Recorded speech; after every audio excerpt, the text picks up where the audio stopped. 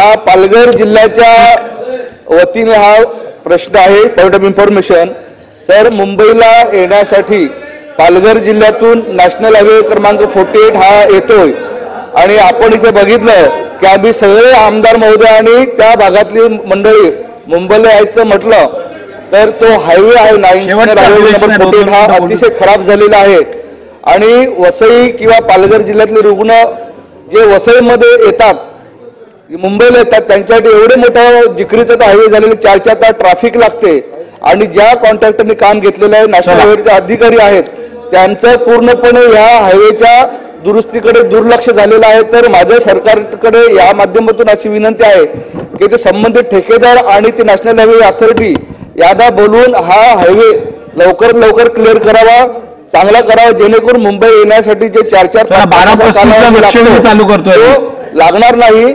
12:35 आणि दुसरा कामन भिवंडी रस्ता हा रस्ता सुद्धा अतिशय खराब झालेला आहे. एवढे खड्डे पडलेत. काल त्याच्यामध्ये एखादा ऍक्सिडेंट झाला त्याचा मृत्यू झाला तर तो सुद्धा लवकर दुरुस्त करा अशी माझी विनंती आहे.